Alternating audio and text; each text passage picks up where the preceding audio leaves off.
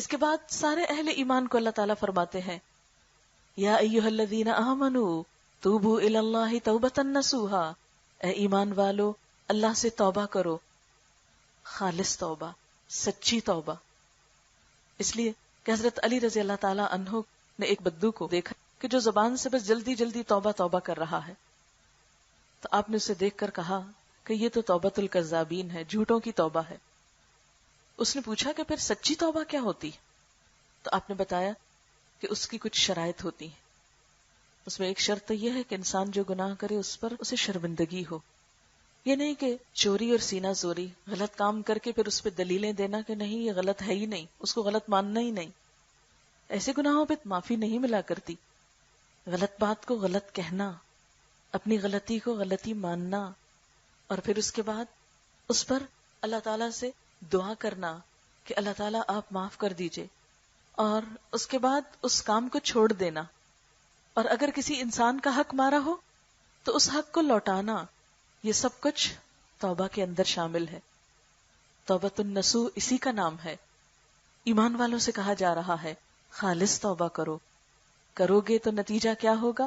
عسیٰ، امید کی جاتی ہے، ان یکفر عنکم سیئاتکم، کہ اللہ تعالیٰ تمہاری برائیاں، تمہاری خطائیں تمہارے اعمال نامے سے دھو دے، ساقط کر دے، دور کر دے، ان کا کفارہ کر دے، ان کو ڈھانپ دے۔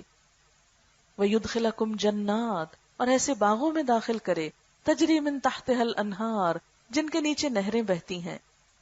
یوم لا یخزی اللہ النبی والذین آمنوا معہ، جس دن اللہ اپنے نبی صلی اللہ علیہ وسلم کو اور ایمان والوں کو رسوا نہ کرے گا۔ نورہم یسعی بین ایدیہم وبایمانہم، ان کا نور ان کے آگے آگے اور ان کی دائیں جانب دوڑ رہا ہوگا۔ یہ کس چیز کا نور ہوگا؟ یہ انسان کے نیک اعمال کی روشنی ہوگی جو اس نے اپنی ذات میں بھی کی ہے اور اس روشنی کو دوسروں تک پھیلانے کی کوشش بھی کی۔ بحیثیت امت مسلمہ ہمارا کام صرف اتنا نہیں کہ ہم اپنی ذات یا اپنے گھر والوں کی اصلاح کریں، ہماری ذمہ داریوں میں سے ایک ذمہ داری یہ ہے کہ ہم امت کی اصلاح کے ساتھ ساتھ پوری دنیا تک اللہ کا پیغام پہنچائیں، تاکہ یہ پوری دنیا امن و امان کا نمونہ بن جائے۔ اللہ تعالیٰ قرآن پاک میں فرماتے ہیں وَكَذَلِكَ جَعَلْنَاكُمْ أُمَّةً وَسَطًا لِتَكُونُوا شُهَدَاءَ عَلَى النَّاسِ، ہم نے تمہیں امت وسط بنایا تاکہ تم سب انسانیت پر گواہ بنو۔ وَيَكُونَ الرَّسُولُ عَلَيْكُمْ شَهِيدًا، اور رسول تم پر گواہ بن جائیں۔ اسی طرح ایک اور جگہ پر فرمایا كُنتُمْ خَيْرَ أُمَّةٍ، تم بہترین امت ہو، اخرجت للناس، جو لوگوں کے لیے پیدا کی گئی ہو۔ تو امت مسلمہ صرف اپنی ذات کے لیے نہیں، انسانیت کی بھلائی کے لیے پیدا کی گئی ہے۔ کنتم خیر امۃ اخرجت للناس، لیکن ہم تو بھی اپنی ذات کے خول سے باہر نہیں آئے، ہم تو بھی اپنی خود غرضی سے باہر نہیں آئے، اپنے مسلمان بہن بھائیوں کے لیے ابھی تک دل بڑے نہیں کیے، تو پوری دنیا کی خیر، پوری دنیا کی بھلائی اور خیر خواہی آخر کب کریں گے؟ اللہ کے رسول صلی اللہ علیہ وسلم نے سب کے ساتھ بھلائی کی، دشمنوں کے ساتھ بھی۔ یہ آپ کا اخلاق ہی تو تھا جس نے غیروں کے دل بھی آپ کے لیے مسخر کر دیے، اور آج ہماری بد اخلاقیاں ہیں کہ اپنے بھی غیر ہو گئے، اپنے بھی پناہ مانگنے لگے۔ اس لیے کنتم خیر امۃ، بحیثیت امت ہماری ذمہ داری، اخرجت للناس، انسانیت کے لیے پیدا کیے گئے ہو، تأمرون بالمعروف، تم بھلائیوں کا حکم دو گے، بھلائیوں کو عام کرو گے، خیر کو عام کرو گے، وتنہون عن المنکر، برائیوں سے روکو گے۔ اور یہ کام کیسے ہو سکتا ہے؟ اس کتاب کے ذریعے، کہ اس کتاب کا نور، اس کتاب کی روشنی، اس کتاب کو دنیا بھر میں عام کیا جائے۔ اب ہم سب اپنی اپنی ذات پر سوچیں کہ اس میں ہمارا حصہ کتنا ہے، اس کے لیے ہم کیا کر رہے ہیں۔ ہمیں تو اس بات کا شاید کبھی خیال بھی آیا ہو کہ یہ ہماری ذمہ داری ہے، اس لیے کہ عموماً ہم اپنی ذمہ داریاں اپنی ذاتی زندگی تک ہی سمجھتے ہیں، خود اپنی ذات تک اور اپنے گھر والوں تک، لیکن اس سے باہر نکل کر معاشرے کے لیے، اور معاشرے سے نکل کر اپنے پوری قوم اور ملت کے لیے، اور ملت سے باہر پوری دنیا کے لیے، ہمیں کیا کرنا ہے اس کے بارے میں ہم میں سے کتنے سوچتے ہیں؟ لہٰذا قیامت کے دن کچھ لوگ ایسے ہوں گے، نبی صلی اللہ علیہ وسلم نے فرمایا ان کا نور مدینہ سے یمن تک پھیل رہا ہوگا، کچھ کا صنعاء تک، کچھ کا اس سے کم. جو منافق ہوں گے، کیونکہ وہ جو وقتی طور پر ایمان لائے، ایک حدیث میں آتا ہے کہ ان کے انگوٹھے کے ناخن میں ہوگا، کبھی جلے گا کبھی بجھے گا. ان کو دیکھ کر اہل ایمان بھی خوف زدہ ہوں گے کہ کہیں ان کا نور جو بجھ رہا ہے ہمارا بھی نہ بجھ جائے. تو اس وقت وہ کہیں گے ربنا اتمم لنا نورنا، اے رب ہمارا نور ہم پہ مکمل کر دے. یہ جو نیکی پھیلانے کا اور تیرے دین کو عام کرنے کا نور ہم نے جگہ جگہ پھیلایا اور وہ دور دور تک گیا، اس کو آج تو محفوظ کر دے.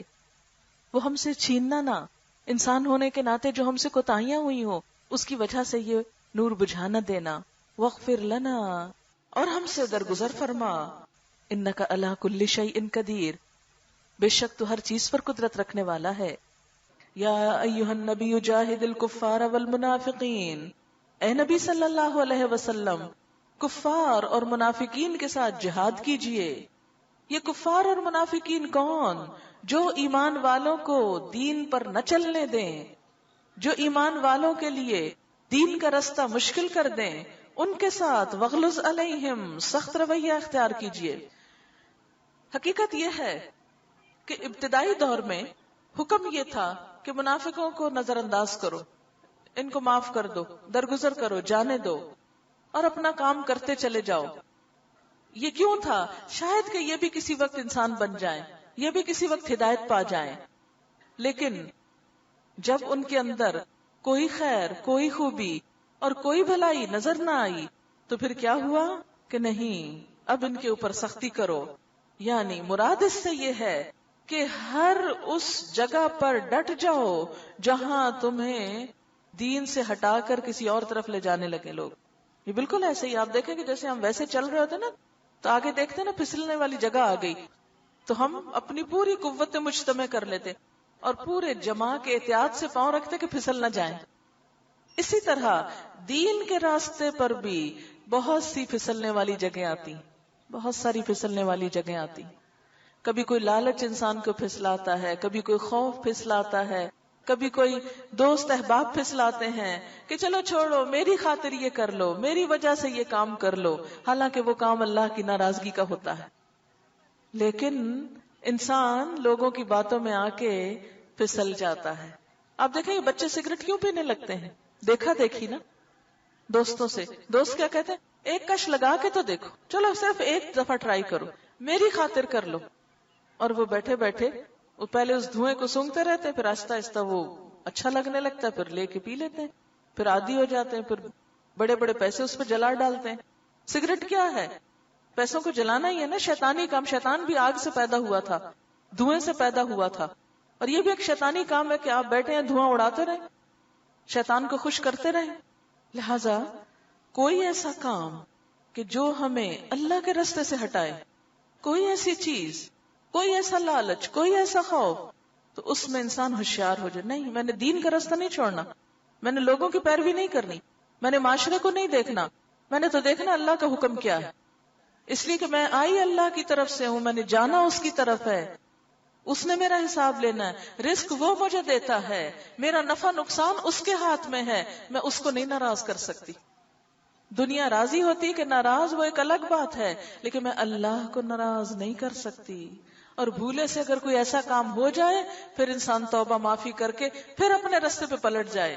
مثلاً آپ یہاں سے گھر جائیں گے، اگر بھول کے کوئی موڑ غلط کاٹ گئے تو آپ اسی گلی میں چلتے جائیں گے.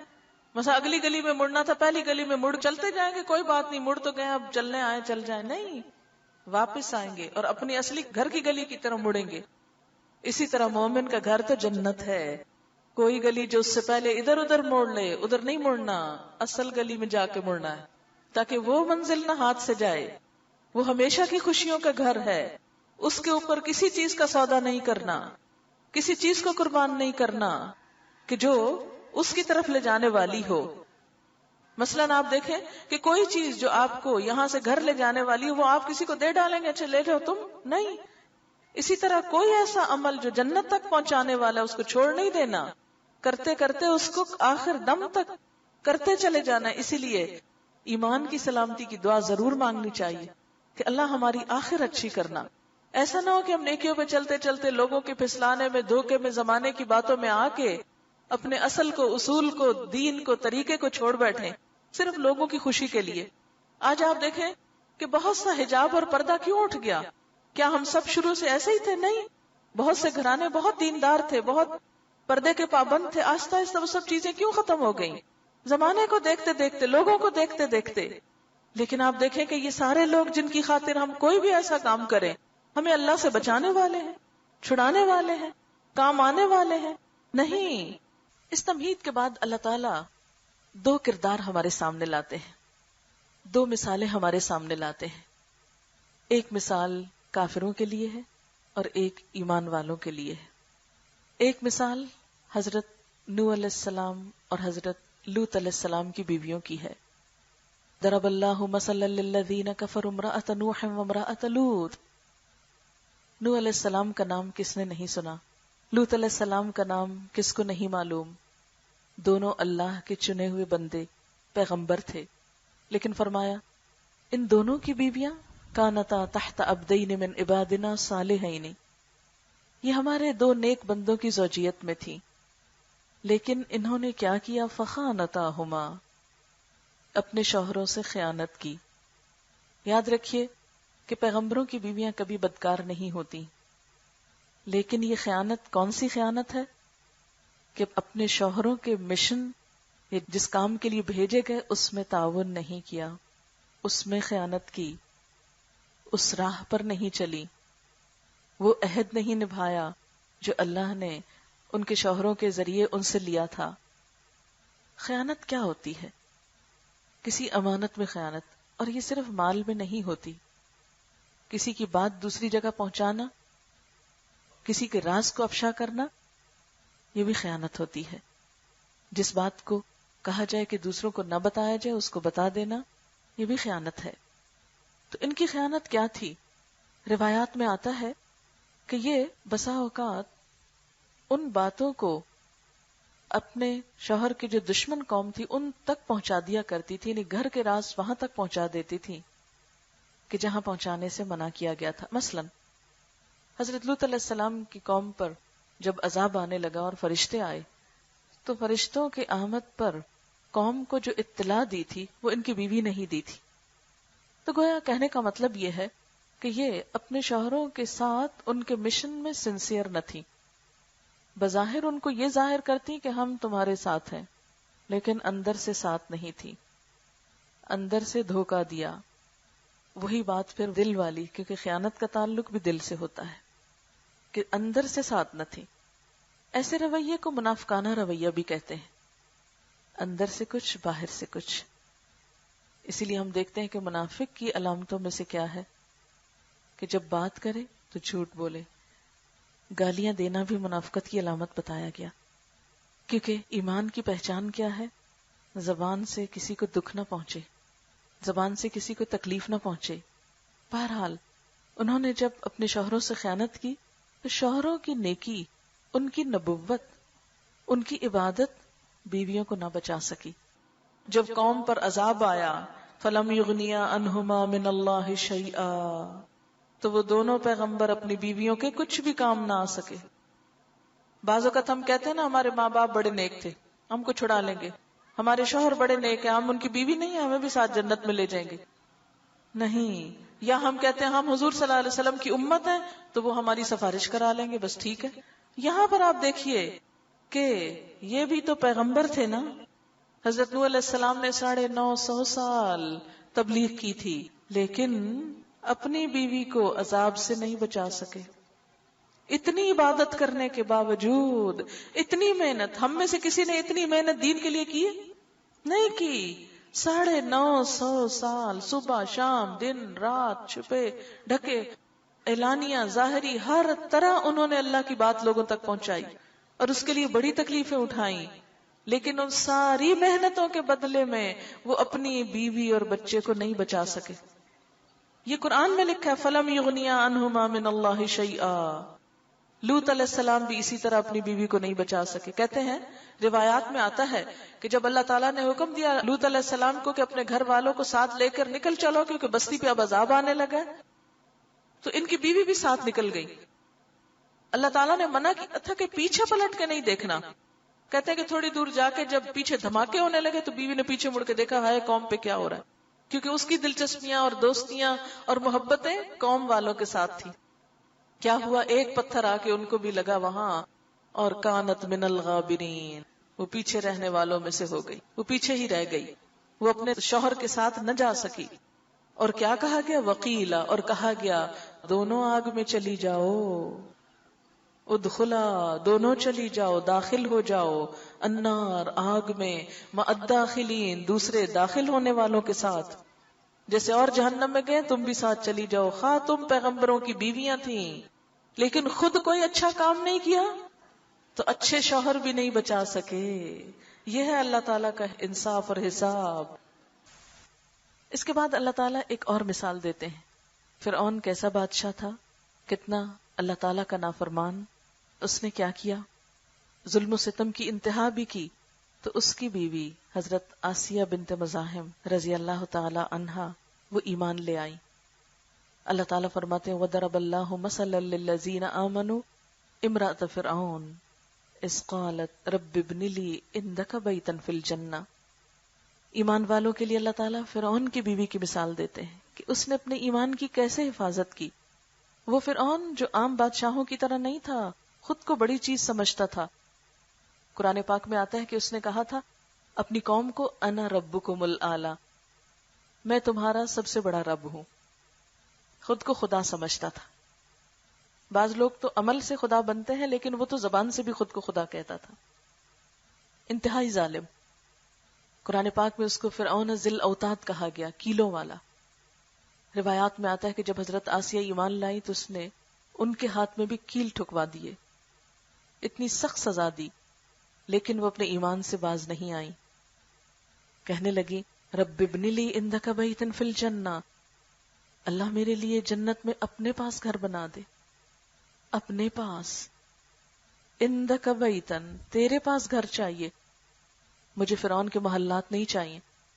فرعون کا طرز تعمیر اگر آپ کو ایجپٹ جانے کا اتفاق ہو تو آپ دیکھ سکتے ہیں آج بھی احرام مصر کی شکل میں. تصویروں میں تو خیر سب نہیں دیکھا ہوگا کہ کس قدر زبردست عمارتیں بنانے والا، کہ زمین میں آج بھی پہاڑوں کی طرح گڑی ہوئی ہیں. لیکن حضرت آسیہ رضی اللہ تعالی عنہا کو کوئی چیز متاثر نہیں کر سکی. یہ بڑی بڑی عمارتیں اور شوہر کی بہت بڑی ناموری اور طاقت اور شہرت کچھ بھی ان کو ایمان سے ہٹا نہیں سکا. دنیا کی نعمتیں ان کے سامنے حقیر ہو گئیں. کہنے لگے اللہ یہ فنا ہونے والی دنیا نہیں، باقی رہنے والی آخرت چاہیے، تیرے پاس جنت میں گھر چاہیے. وَنَجِّنِي مِن فرعون، اللہ مجھے فرعون سے نجات دے، وَعَمَلِي، اس کے کاموں سے، وَنَجِّنِي مِنَ الْقَوْمِ الظَّالِمِينَ، یا اللہ مجھے ظالم لوگوں سے نجات دے. کیونکہ فرعون اور اس کے درباری مل کر ان ایمان والوں کو سزائیں دیتے جو بھی ایمان کا دعویٰ کرتا. اسی لیے سوائے چند لوگوں کے قوم فرعون میں سے کوئی ایمان نہ لایا. اب دو کردار ہیں ہمارے سامنے، دونوں طرف خواتین کی مثال دی گئی.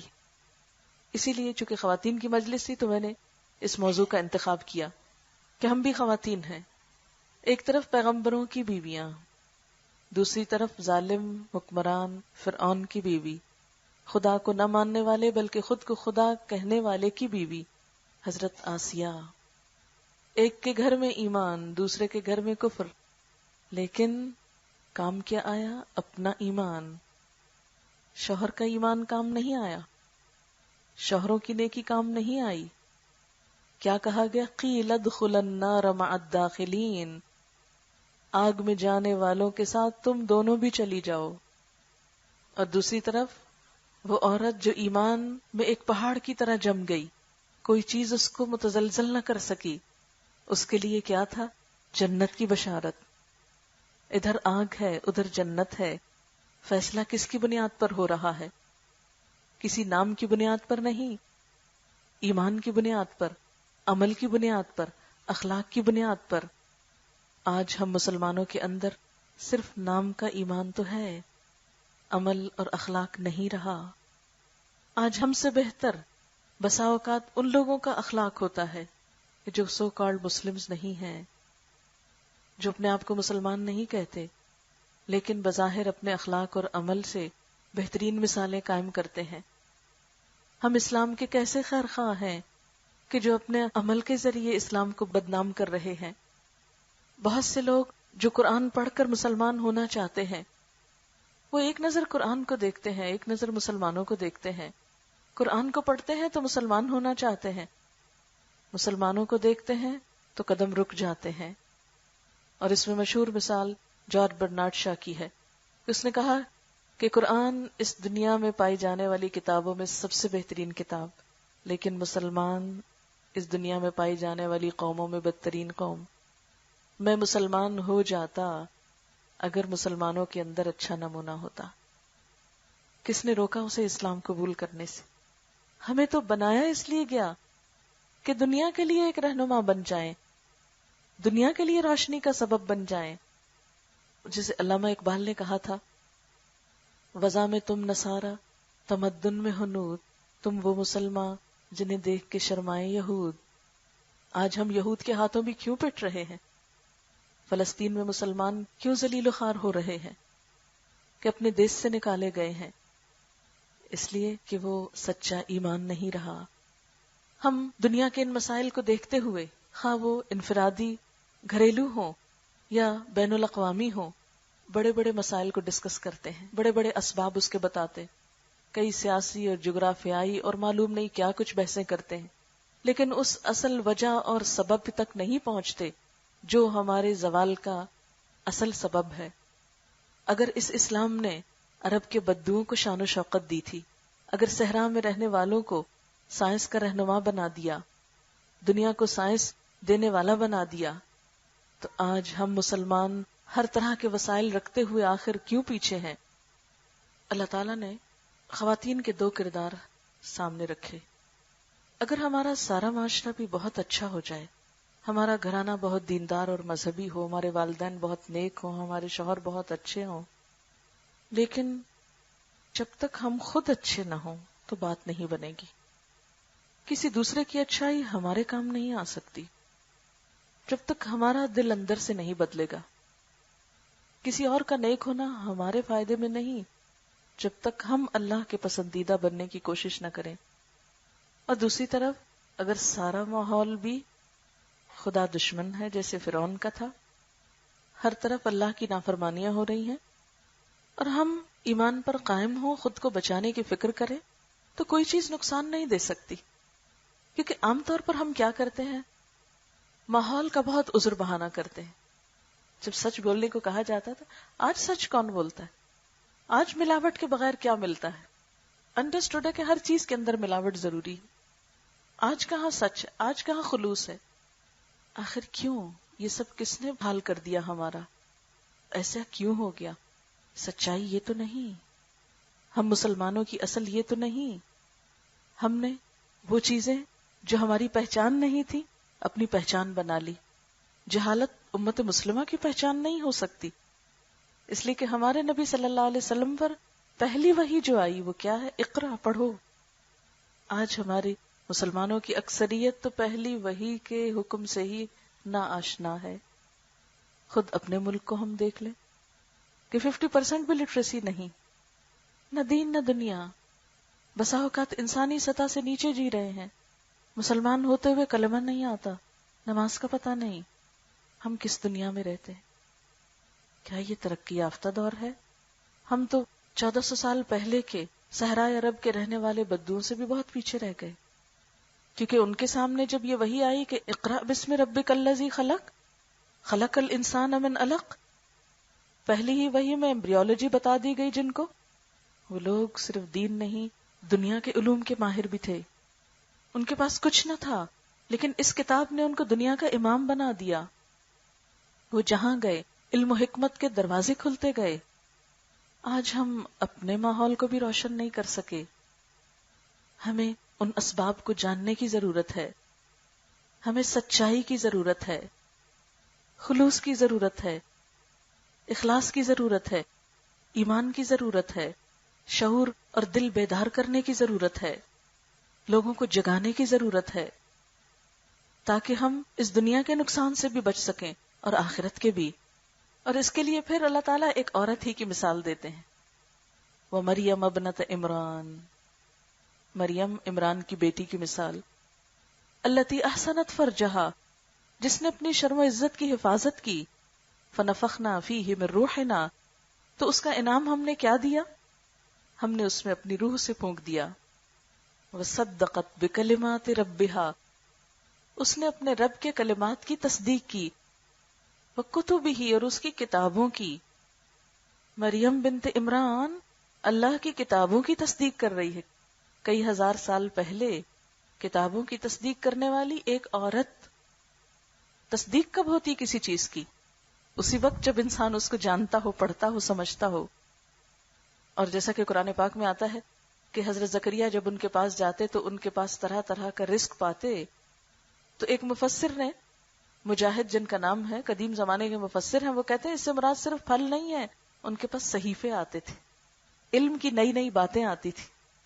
ایک مسلمان عورت کا کردار صرف کھانا اور کپڑا نہیں کہ اسی میں ہی زندگی گزر جائے، اس کے لیے کیا نمونہ ہے، کس کو رہنما بنایا جا رہا ہے؟ مریم بنت عمران کو۔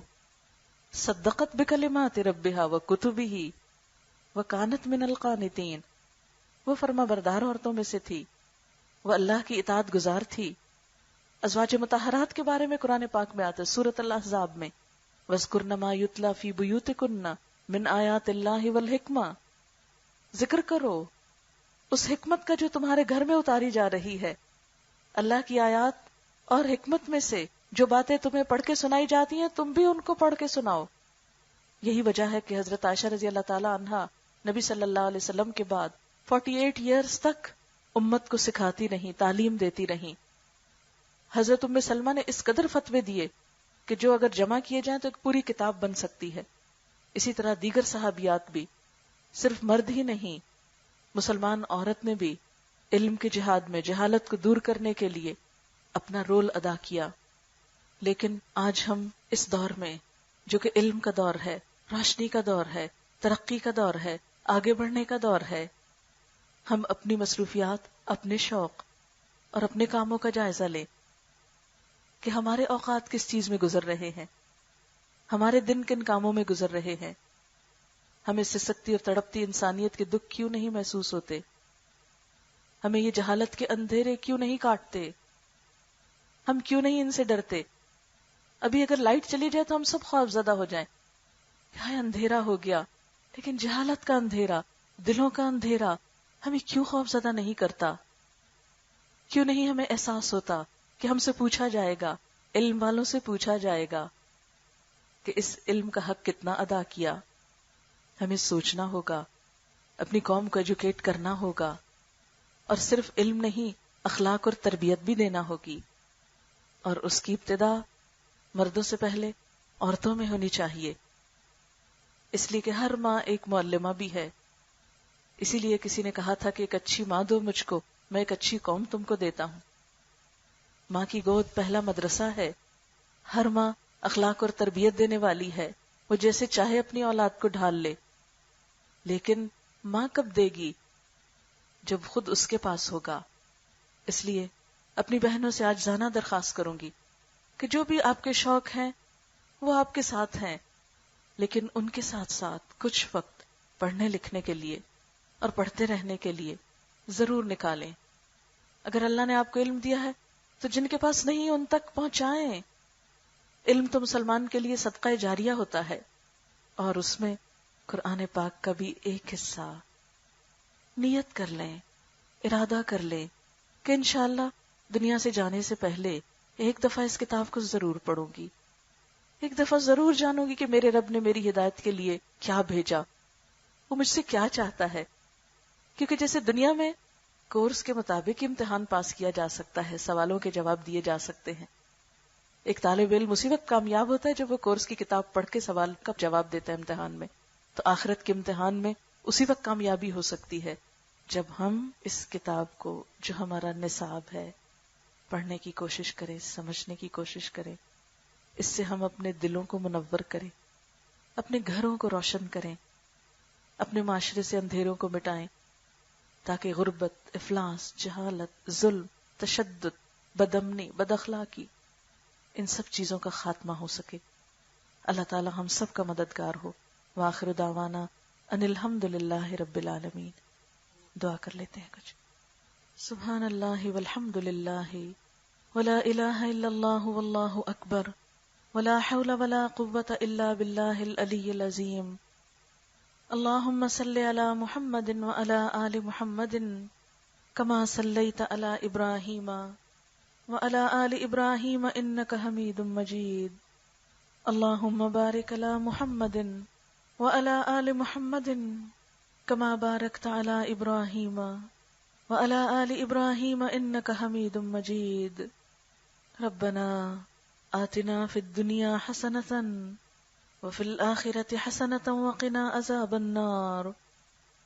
ربنا لا تزغ قلوبنا بعد إذ هديتنا وهب لنا من لدنك رحمة إنك أنت الوهاب۔ ربنا هب لنا من أزواجنا وذرياتنا قرة أعين واجعلنا للمتقين إماما۔ ربنا لا تؤاخذنا إن نسينا أو أخطأنا۔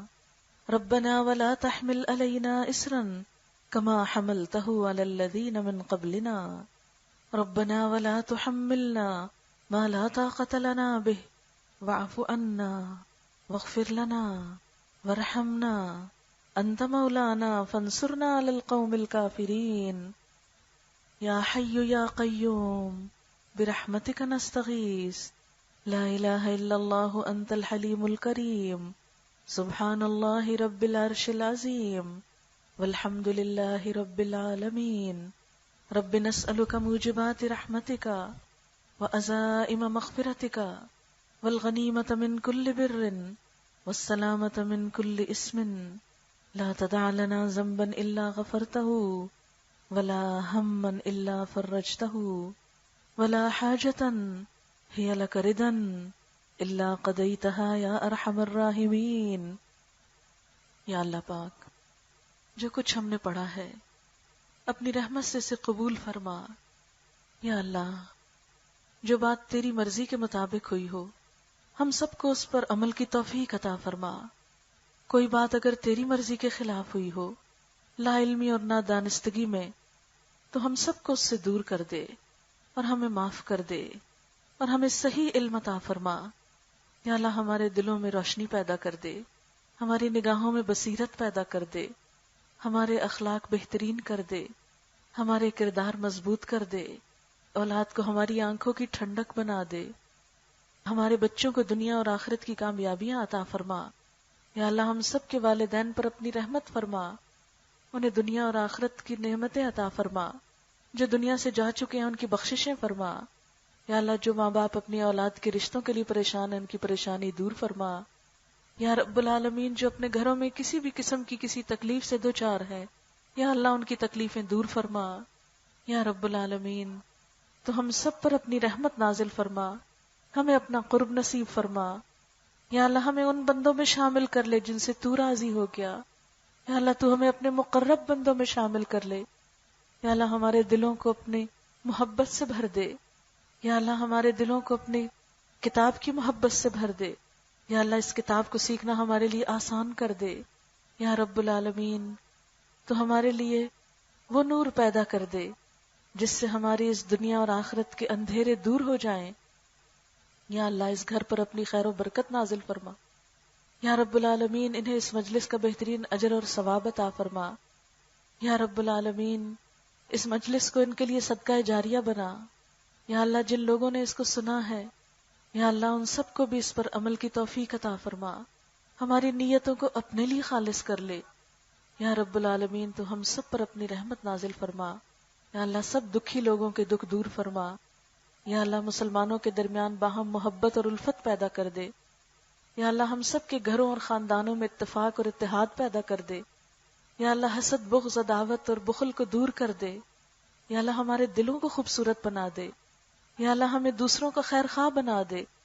یا رب العالمین، ہمیں دوسروں کی بھلائی چاہنے والا بنا دے۔ یا رب العالمین، تو ہم سب کو ایسا بنا جیسا بننا تجھے پسند ہے۔ یا رب العالمین تو ہمیں قیامت کے دن رسوا نہ کرنا، ہماری کوتاہیوں سے درگزر کرنا، ہمارا انجام اچھا کرنا، ہماری آخرت بخیر کرنا۔ یا اللہ ہمیں صالح بندوں کے ساتھ اٹھانا۔ یا رب العالمین تو ہمیں اپنے نیک بندوں کے ساتھ ملانا۔ یا اللہ ہمیں نبی صلی اللہ علیہ وسلم کے ہاتھوں حوض کوثر کا پانی نصیب فرمانا۔ یا رب العالمین ہمیں آپ کی شفاعت نصیب فرمانا۔ یا اللہ ہمیں آپ کا قرب نصیب فرمانا۔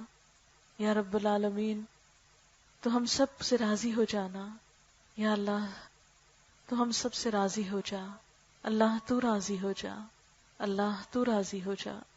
ربنا تقبل منا انک انت السمیع العلیم وتب علینا انک انت التواب الرحیم، وصلی اللہ تعالی علی خیر خلقہ محمد وعلی آلہ واصحابہ واہل بیتہ اجمعین برحمتک یا ارحم الراحمین۔ الہی آمین۔ سبحانک اللہم وبحمدک نشہد ان لا الہ الا انت نستغفرک ونتوب الیک۔ والسلام علیکم ورحمۃ اللہ وبرکاتہ۔